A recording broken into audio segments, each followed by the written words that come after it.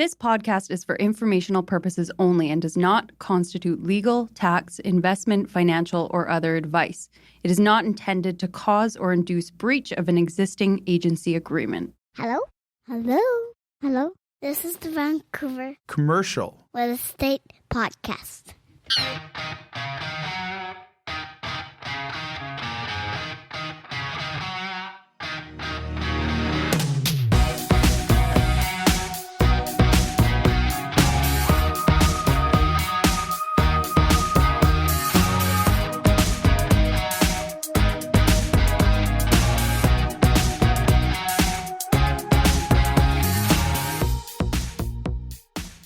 And welcome back to the Vancouver Commercial Real Estate Podcast. I'm Cory Wright. And I'm Melisa Moretti. And Melissa, on the program today, we have Ric Hayward from Lower Mainland Bailiffs.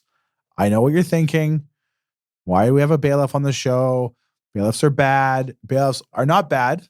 As a landlord, unfortunately, not all your tenants pay rent on time. And from a landlord perspective, there's a lot of risk being a landlord. The tenant goes in, they build out, maybe you give them some TI money, free rent, fixturing.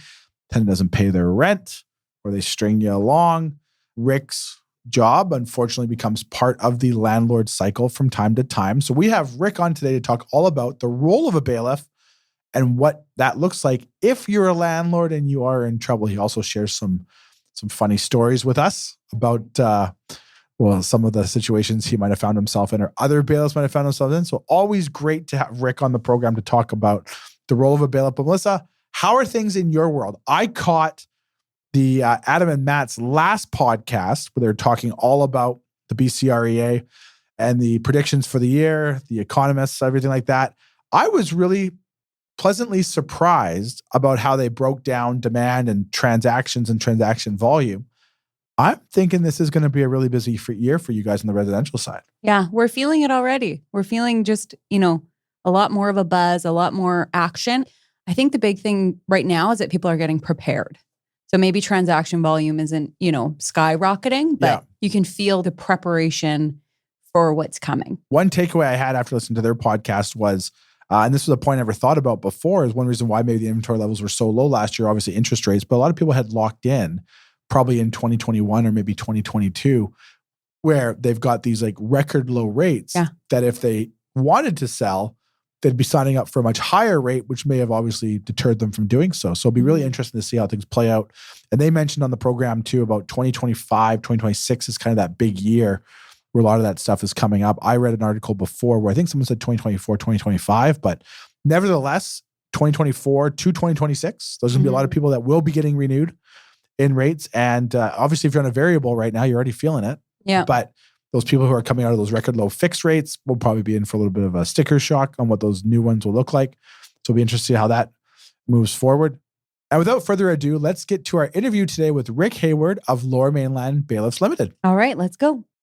This podcast is presented by Impact Commercial. Impact Commercial, John, Alan, the team over there are fantastic. They've all been on the show. They have, yeah. Friends of the show. Great guys. Wealth of experience. They can help with all your commercial financing needs. Whether it's owner-occupiers, land development funds, commercial investments, or multifamily, these guys got you covered. And they recently obtained their CMHC correspondent lender status. So for all your commercial lending needs, visit them at impactcommercial.ca. That's impactcommercial.ca.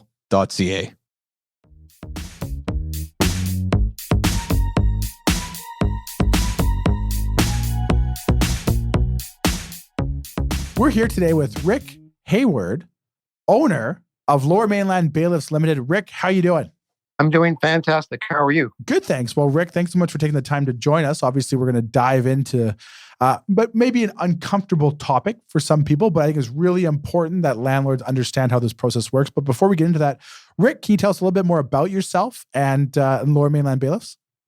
Sure. Originally from Nova Scotia. I used to work for a major bank. I got transferred out west. Didn't have any money, wanted to buy a house. Bank said they would give me a mortgage. I removed my subjects. The bank said, we changed our mind. And anyway, so I stopped working for the bank and had nothing to do. And a friend of mine had Lower Mainland Bailiff, LTD. Yep. And he moved back to Nova Scotia. So all of a sudden I'm in the bailiff business. And Gotcha. so, which wasn't too bad at the time because Vancouver was kind of boom bust. So I did the real estate on this was my passion. When things got a little slow, the receivership business kicked in. So I just continued to do that over the years. So I thought you were going to share a story that you worked for a bank and you kept hiring a bailiff company. You realized how much they were needed, so you transitioned. But you ended up working for the bank, leaving the bank, and then fast forward, you own a bailiff company. That's correct. Yeah. Now, Rick, can you maybe start by telling us what is a bailiff and what is the role of a bailiff? I know when we talked before we had you here that a lot of landlords unfortunately get themselves where they have tenants that can't pay rent and they have to, remove the tenant in a very polite way to say it. A lot of people probably don't realize how important your role is in that. But can you start by telling us what is a bailiff and what's the role of a bailiff? Sure. Well, I'm just going to talk about what a bailiff is with regard to commercial leases. Sounds great. Because bailiffs do all kinds of other stuff, but I just kind of specialize in commercial leases. I didn't want to work 9 to 5 in the morning. I went to work 9 to 5 during the day. So that's kind of what I did.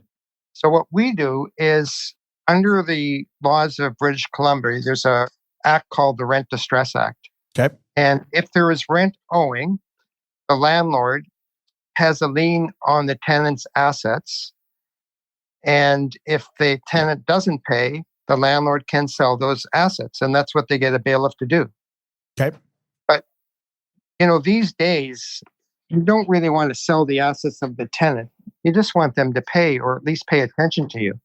So it's mainly a collection tool. I would say 90% of the time we make arrangements or the tenant pays and everything is fine.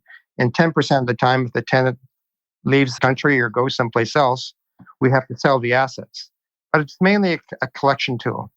And the other thing it's if you're spending a lot of time chasing a tenant, you spend probably 80% of the time chasing 20% of your tenants. So yeah, sounds about right. Good landlords or property management companies, they don't do that. They just call us and we get their attention. I call it educating your tenants. And then finally they pay on first of the month. So I'm a landlord, let's say. I have a tenant here. My tenant's Melissa's coffee shop. Not that she doesn't make good coffee, because if she did have a coffee shop, we'd all go there. That's right. Melissa's got a coffee shop. Melissa, unfortunately, isn't paying her rent. Is there a time period in which I need to act as a landlord to get her to try to pay before I call you? Or how does that process work if I'm a mom and pop landlord and my tenant's not paying and I don't know what to do? Well, sometimes landlords will wait a year. And sometimes landlords will wait days. So it's better not to wait too long, because the longer you wait, it's going to be harder for them to catch up. Totally. So what I see in the business is the people that are doing the best are the people that are not paid on the first. You send your demand letter, whether you, usually leases say you don't have to send a demand letter, but send a demand letter, and then you act on the demand letter. If you just send the demand letter and don't act on it, they're just going to put it in the disposal. Yeah. And they're not going to take it seriously. So you really have to jump on it. That's the best way of doing it. And then you say, well, it's hard to get a tenant. Maybe I don't want to jump on it in the first month. Well, if you let it go, the tenant's not going to be able to catch up. Yeah. You want to keep that relationship. I understand. I'm a landlord myself. You want to keep that tenant relationship. That's very important. So it depends. I go in, or our company goes in, and we do it professionally.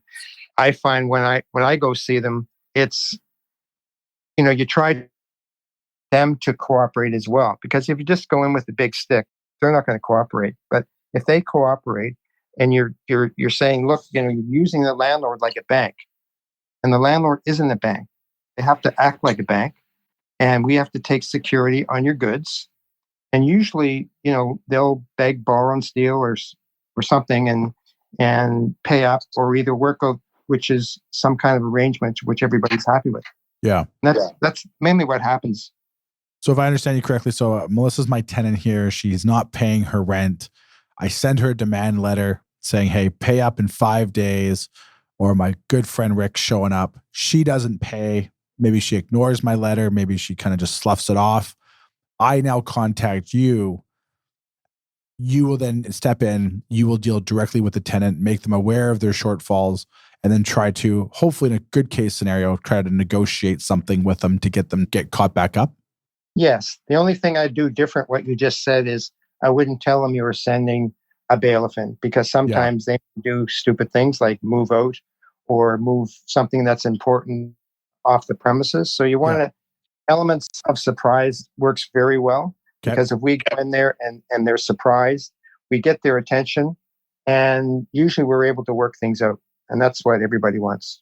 So now when you're going in there and stuff like that, can you, obviously we'll get into this a little bit later with some really good stories, but is there a story off the top of your head you can think of that you could share with us, not using names, of maybe a situation that you encountered? I could imagine the stories that you can probably share. Well, it's funny, the way I do things, the only story I can tell you is there was an older lady, she was 85 years old, and we went to see her, and she's really sweet. And she signed the Bailey's agreement, which basically says she agrees to act as a bailee to keep the goods in her possession and carry on business. That's called a soft seizure. So we're not really, usually that's what we do. We give them a chance to pay, but at the same time, they're saying just because we're going to leave, it doesn't mean that they're going to do a midnight move. Okay. So they're kind of agreeing not to do that at this point. They're kind of saying like, okay, gotcha, I follow. And most people, well, I would say 99% of the people don't. And I didn't think this woman would, but she did. So ever since then, I don't trust anybody.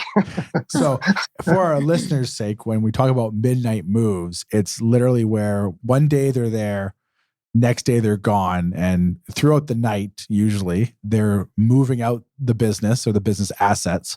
And then the next day, the landlord's got a vacant space to deal with.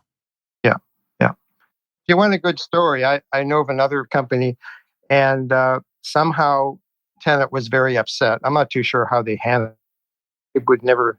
I never had that problem, knock on wood. But anyways, they had to lock themselves in the office, the bailiff. And the tenant was, trying to get in there. And he took a chainsaw, the wall.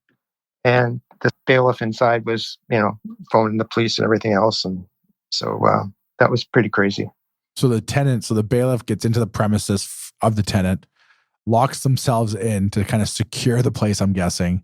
And then to keep himself safe. To keep him safe. Because the tenant was going after him. So the tenant ends up being the chainsaw massacre and is chasing the bailiff with a chainsaw.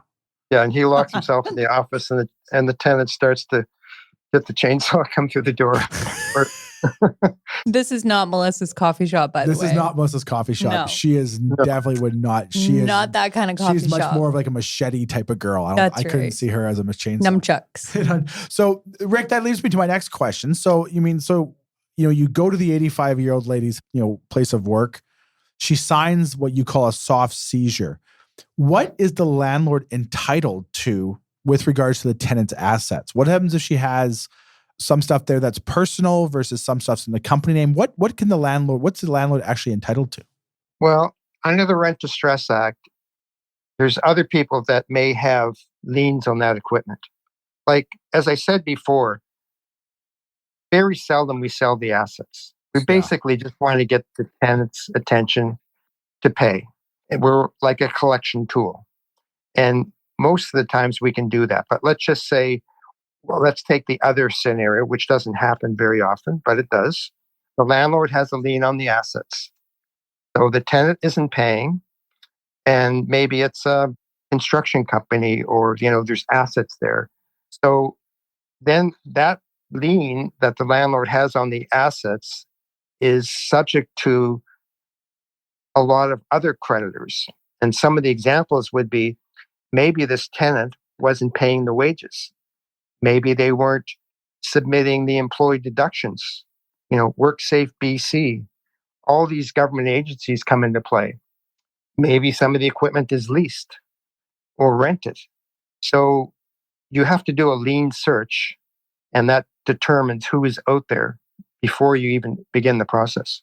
Now, let's say, for example, I'm guessing Justin Trudeau and his crew, obviously, in the federal and the provincial levels, they're going to take first charge in the event. Let's say, for example, Melissa's coffee shop isn't paying. I go and I do my lien search and there's nothing there to worry about. I go in as the landlord, or I engage you to go in on behalf of the landlord, and then all of a sudden the next day, Revenue Canada hits it, WCB hits it, something to that effect. Do I automatically just fall behind them? Yes, because the government writes the laws, they have a lien whether they've registered or not. So you should be checking with the government just to see if those liens are in place or not, or if they owe the money. Gotcha. Okay. So then now let's say, for example, Melissa doesn't have any liens on it. As the landlord, I've engaged you to go in. Melissa all of a sudden freaks out, leaves the country, whatever Off to it is. Costa Rica. Off to Costa Rica. That's the big topic we're talking about here. Off to Costa Rica. And now I'm a landlord. I have no tenant. I'm collecting no rent, and I've got a vacant coffee shop. How do I deal with that with regards to these assets? Is there a process I go through that you lead me on, or how does that whole process work in the event that Melissa's in Costa Rica? Well, I talked to the landlord and I said, I can go down to Costa Rica if you want, because I'd really like to go. Whoa. But Come on down, Rick. but what would happen in that case, we have to do 2 appraisals of the goods, Okay. notarized appraisals. After that, we can sell those assets, and the assets will go to the landlord, subject to the other liens. Now, what happens if there's no liens and Melissa owes me $10,000, but the equipment's worth $50,000 and I get $50,000? Am I obligated to give her anything over and above the debts, or is that $50,000? That's correct. No, anything over what's owed has to go to the tenant. So Melissa's going to get a check for, in that scenario, $40,000 That's great. Yeah. while she's in Costa Rica, and I'm dealing with her mess here. That's right. Kind of Yeah. awesome. And I would personally go down and deliver to her. So let's say, for example, before we go down that road, I'm steaming mad. Melissa's completely left me in the lurch. What ability do you have to go get her? Is there anything there that a bailiff can do? You mentioned you can go to Costa Rica. If I'm really mad, I'm like, hey, this woman has financially crippled me with what she's done. We need to find her, Rick. What role does a bailiff play in that role? First of all, you see what the lease says. Okay. Hopefully, you would have a personal guarantee Yep. on the lease. Okay. And hopefully, she would have some assets, because if she doesn't, what's the point? Yeah. You can get a lawyer and spend $20,000 or more for nothing. So you have to do a little bit of research beforehand. Okay. So, And if she's in Costa Rica, I mean, if she has assets here, turn it over to a lawyer and you can get a claim on those assets eventually. and if she has no assets, because I wasn't a very good landlord, I didn't check her net worth statement, I didn't check her credit or anything like that during my due diligence period before I put her in there. If she's got nothing to go after, all I do now is I have a bill from my bailiff, I have a vacant space, and hypothetically maybe equipment that's not worth much. Is that kind of the situation at times? Usually, hopefully, you're selling something there, Okay. and there may be enough to pay your costs. Yep. But yeah, let's say if there's nothing there and she leaves, it might be better just to go straight to a termination. Gotcha. You can terminate the tenancy, get your place back so you can lease it to somebody else. Now, we have a lot of investors listen to the podcast. And I'll classify them as mom and pop. Not that they're not from a knowledge standpoint, just maybe they have one or two. They don't have institutional type assets that we see in commercial real estate. What type of costs would someone have to look at to engage a bailiff? Because I know a lot of landlords, they want to do things their own way. They don't want to pay all these costs. I mean, we see landlords that make the mistake of just running and changing tenants' locks and then saying, hey, can you release this? And we're like, you got to talk to your lawyer. Yeah. What type of cost would I incur as a landlord to get Melissa's coffee shop back? Well, usually we're no cost. Okay. Because under the Rent Distress Act, you can claim those costs against the tenant. They're responsible for it. And usually we can sell something to recover our costs. Okay. But let's just say your coffee shop should be abandoned. There's no equipment in there. I always suggest to talk to your lawyer to get lease termination drawn up. Just because if you're going to go after her personally, you want to make sure you cross your T's and dot your I's. Yeah, definitely. Bring a lawyer into that at that point in time. But as far as a bailiff cost, I guess it depends. I mean, most of the times when we're dealing with the tenant, we're collecting the money and they're paying our costs. So usually we're a no charge service. So now with respect to that too, so let's say, for example, I engage you, you go talk to Melissa's coffee shop and Melissa owes me $5,000 in back rent and you're successful in getting something sorted out with her. She would also then pay the costs of the bailiff over on top of the cost that she owes me in rent. Yeah, that's the law. Now, when you're looking at these things from a bailiff's perspective, is there a percentage of potentially the rent that you charge, or what type of cost would Melissa in that circumstance have to potentially incur? It kind of depends how much time is involved. Okay. Like, if we're working the files, while we're working for 6 months, you could charge an hourly rate or something like that. But Gotcha. I get that question asked a lot, and it's somewhere around 10%, like a general rule. 10% But if someone of owes the rent that I should be collecting, type of thing. Yeah, 10% of what we collect. Gotcha. But that depends on the time. It could be a lot less. Okay. And let's say if they owed $500,000, I'd like to charge $50,000, but I wouldn't charge that. Gotcha. So at any point is Melissa or am I made aware that I'm going to owe that much? So that would give me an incentive to pay quicker, For sure. Or move forward. Okay. So Yeah, the paperwork we give her outlines all our costs and things like that. So in essence, pay your rent is what you're saying. Yeah, just, get back on track. The landlords, they have to pay their bills too. If somebody goes into your coffee place and leaves without paying, you're going to do something. Yeah, you're renting definitely. the space without paying. The landlord has to do something. If he doesn't, he's not being a good landlord. And if you want to use the landlord like a bank, he's got to act like a bank. He's got to put security on your assets. And until the rent is paid, the lien is on there. And then there's a penalty for paying late as per your lease and as per the Rent Distress Act. So Rick, I know we touched base a little bit earlier and you shared a couple little stories there with us. I'd love to hear more. Can you share us some more stories there, potentially of some comical or horrifying situations you might have found yourself in? Well, as I said before, I haven't had any issues just by the way I do things. But there are other bailiff companies that I hear because they do things a little bit different than I do. Now, is there something that you do? You mentioned you do things a little bit different. How do you potentially avoid those situations where other bailiffs unfortunately find themselves in those situations? Well, let's say all right. someone from our office shows up. First of all, they're going to say bailiff and they're going to say, okay, they're going to get their back up against the wall. Why is the landlord doing this or the property management doing this and all that stuff? And you say, I explained it in the situation.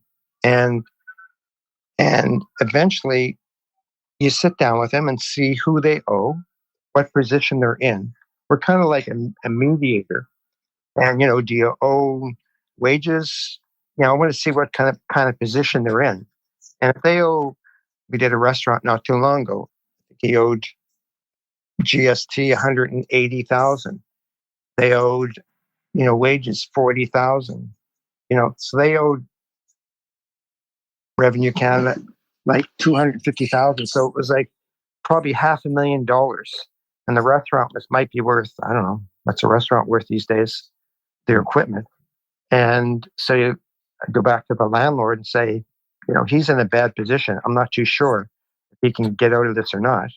And sometimes the money comes from someplace, some country or whatever, and they pay up. But in this case, the decision was made just to terminate the tenancy, abandon the distress, and go straight to a termination because the landlord wasn't going to get anything anyways. And it was better just to get the space back and lease it out to somebody else. I don't know if I've answered your question or not. No, that's great. No, because that's one thing too. I think a lot of landlords find themselves in that situation where sometimes I think there's something there that they can't get. And that seems like obviously you're doing things in a much better way potentially than some other bailiffs have. So I guess, Rick, one sort of final question here before we kind of jump to our 6-pack of lighthearted questions hopefully you can join us for. Is there a particular industry, you mentioned restaurant there, that you see you get more calls about, whether it be hospitality or something like that? Is there an industry that you end up unfortunately going into more often than not? I would say restaurants are most popular. Everyone that's a chef in the kitchen at home wants to open up a restaurant for some reason. And it's a difficult business. I used to operate a hotel and had restaurants, and there's just so many variables. Yeah, no, it's unfortunate. Well, Rick, once again, we thank you so much for taking the time to kind of educate us a little bit more on a bailiff and obviously the role of the bailiff. We get a lot of landlords that listen, and unfortunately, that is a part of the landlord life, for lack of better words. Rick, we have a 6-pack of lighthearted questions we ask all of our guests before we let them go. Do you have a few more minutes for us? Sure. The 6-pack is powered by our good friends over at Red Point Law. Red Point Law, Cory, Tim, Falco, Scott, and the team. These are great people with a wealth of experience when it comes to commercial closings and private lending. And I just want to say, Cory, not to cut you off, they have a perfect 5-star review on Google. So for all your commercial legal needs, visit them at redpointlaw.ca with offices in Vancouver and now open in downtown Kelowna. All right. What is your favorite vacation spot? I just got back from Tulum. Down Mexico. I love Tulum. There a number of years ago, and the place is really resonating with me again. I like to do yoga, and so there's lots of that going on down there. So, and I went to some places. I'm gonna go back there. We're gonna have a great time in Costa Rica.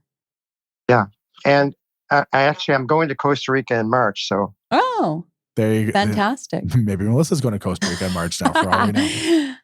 I'm going to a festival there. A festival in Costa Rica. What festival are you going to? It's called Envision. It's like a conscious community festival. Gotcha. Wow. Gotcha. Sounds We're interesting. going to have to talk after this. I like it. Next question up, Rick. Unfortunately, you found yourself on death row. You've done something horrible. You're given one final meal before it's all said and done. What meal are you having? I'm Lebanese, and my mom, God bless her, she's not with us anymore. She used to cook some beautiful Lebanese food. And so I would get a nice Lebanese meal. That would be my last meal. Okay. Sounds great. Next question. Your favorite band or musician? Let's see. I like ABBA. I like their songs. We can't convert you to Nickelback? I've seen them. Melissa's a huge Nickelback fan. She's a huge Nickelback fan. Okay. All right, Rick, next question up. Do you have a book recommendation for our listeners for 2024? I just looked. The latest one was Limitless. Okay. By Jim Quick. I think I've heard of that one. I've heard of that a few times. It talks about how you can sort of hack your brain right to be more efficient. Amazing. And it was really good. I highly recommend that. Mindset type of thing. Yeah. And, awesome. and you do some tricks to your brain that'll help you remember and things like that, or you get more attentive, focus, foods to eat and things like that for your brain. And I thought it was great. I'd highly recommend that. Awesome. All right, Rick, next question up. You're sitting in Tulum. You've enjoyed a couple beverages. Someone throws a karaoke mic in front of you. What song are you singing? Dancing Queen by ABBA. Dancing Queen by I had ABBA. a feeling. I was waiting for a good ABBA song that's so consistent. All right, Rick, last question up. A piece of advice you'd have for our listeners. Let's say they're in a landlord position and unfortunately they may need your services. What's a piece of advice for those listeners? Call us because that's all we do and we're good at it. Make sure they don't step in and take care of it themselves. Make sure they leave it to the professionals. Call yourself. Yeah, just like you said before, the last thing we want to do is change the locks. And I'm happy to talk to anybody, and it doesn't cost you anything, and we can go through different options and things like that. Amazing. And speaking of calling you, Rick, how can our listeners find out more about yourself and Lower Mainland Bailiffs? You can call us anytime, 681-6444, or my personal email is ric.hayward, HAYWARD @gmail.com. Excellent. Well, thank you, Rick, so much for joining us. We really appreciate it. And we appreciate taking the time to let our listeners know a little bit more about the bailiff process. Thanks, Rick. And we should do a seminar sometime. Yes, actually, we should talk about that there. So we have one coming up at William Wright Commercial.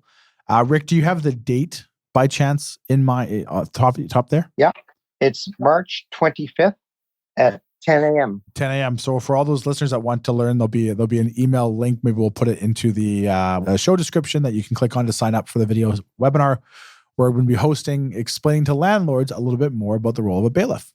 and also what the landlord should be doing, like tricks of the trade. Sounds great, Rick. Well, thank you so much for your time today. We really appreciate it.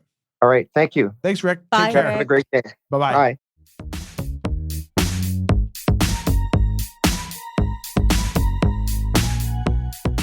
There you have it, folks. Our interview with Ric Hayward of Lower Mainland Bailiffs. I had a lot of good takeaways from that there. As making assumptions of what you can and cannot do when your tenants don't pay rent, it's great to have Rick's insight of what to properly do. And I always assumed that maybe if you sent the bailiff in, the tenant was gone. But he can actually go in, negotiate to keep them going, and hopefully help you out as a landlord. Good to know that you've got someone on your side, right? When you're in that position. Yeah.